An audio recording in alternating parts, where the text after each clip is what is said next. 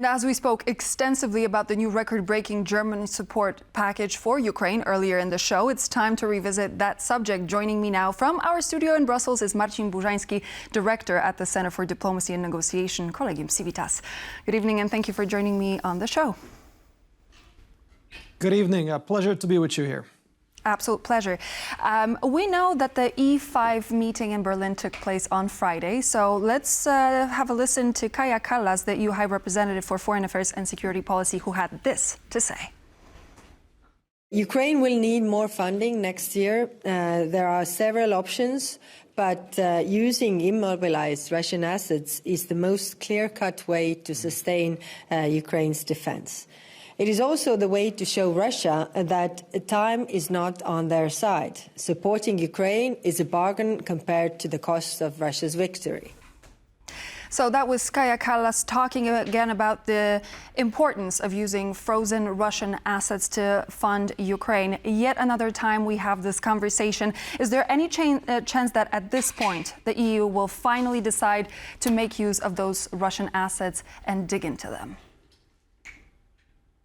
Well, this is not a simple decision. I think we're seeing incremental steps to crossing that line and awarding those frozen assets to Ukraine, or rather, based on those assets, giving Ukraine a loan which will be then connected to potential reparations that would be given in the future by Russia, or should be given by Russia. It's a complicated matter because this is Russian sovereign money, of course, but the case is overwhelmingly strong to use those assets, and I think it is gaining momentum. There was hope that already at the most recent European Council summit, the decision would be taken. This hasn't happened yet, but there's a lot of push to have this decision taken this year. There's support from Washington to do this, which wasn't in place before.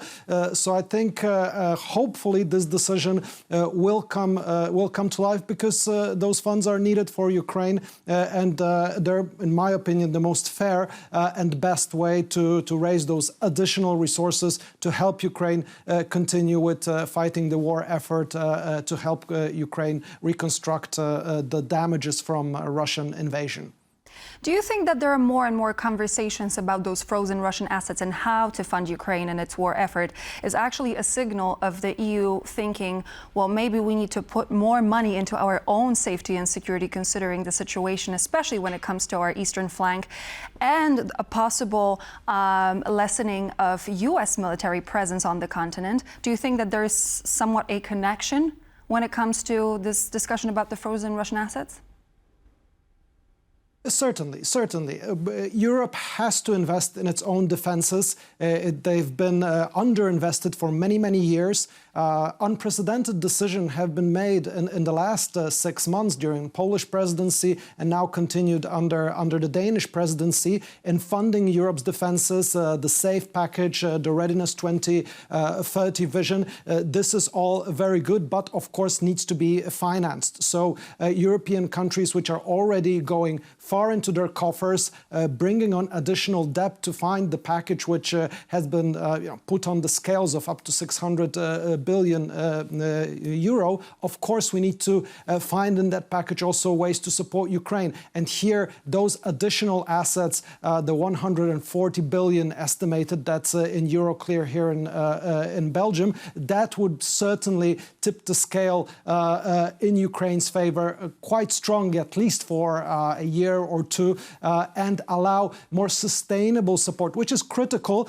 considering, of course, the stance of the United States. Now, that is not to say that efforts shouldn't at the same time be done on the diplomatic side on trying to find a resolution towards a ceasefire, but I think Europe is saying very clearly, this will not happen until we exert real pressure on Russia, and real pressure on Russia is exerted through military achievements, through the fighting of Ukraine army, Ukraine defense forces, and for that, of course, the funds are needed desperately, as well as for reconstructing Ukraine, because there's continued bombing of civilian infrastructure. Just last night, we've seen Kyiv attacked ruthlessly with drones hitting residential buildings, with rockets falling on the city, and this is Ukraine's daily situation. So, of course, this reconstruction also needs to keep happening. Now we're also going towards the winter, which means that there will be more attacks from Russia in the energy infrastructure. We've seen this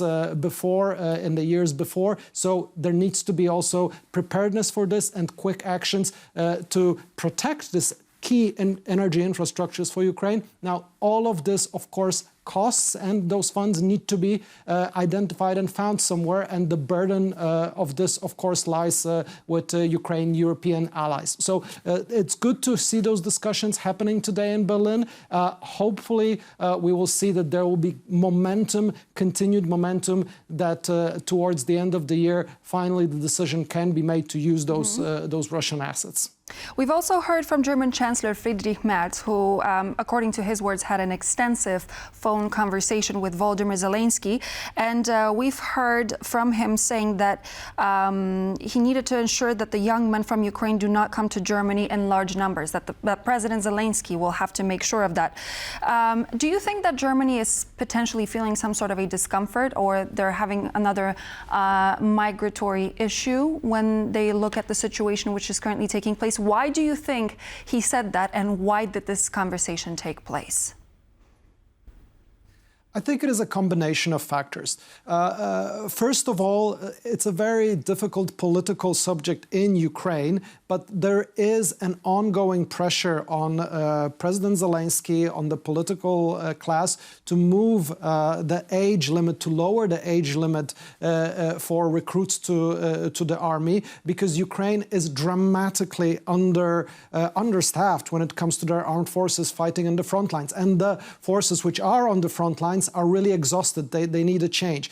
It is, of course, an extremely difficult politically decision to be undertaken by President Zelensky to lower that age, but there is pressure for that to happen. So these words could be part of it.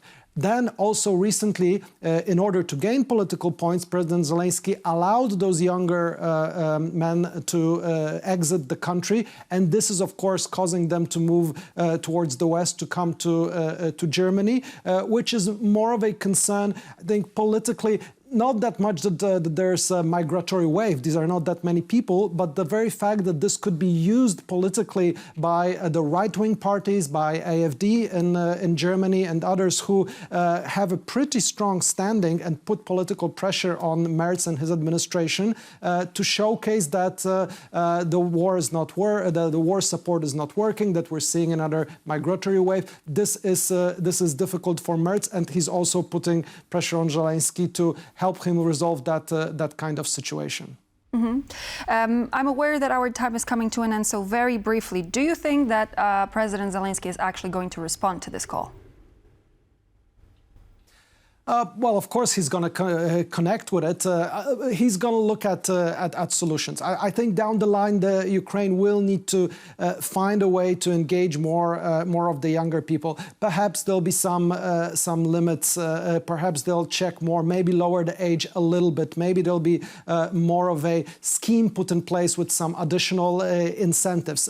It's hard to say. President Zelensky is also in a difficult political spot at the moment, so he will not risk opening a new political frontline battle. He has to really do a big shakeup right now within his administration. Of course, we all know the issue with the recent corruption charges that emerged among some of his closest allies. So this needs to be tackled. He's got a parliament that is still divided about a potential future election. And of course, he's got to prepare for the winter. So while this is important, I think it's most critical when it comes to what can be delivered in terms of Ukrainian young recruits to the front lines, which is really, really critical. And everything else should really be tailored to that. Hopefully, President Zelensky will be in enough strong political spot to make some tough decisions here. Thank you very much. Marcin Bużański, Director at the Center for Diplomacy and Negotiation from Collegium Civitas, was my guest. Thank you for joining. Thank you very much.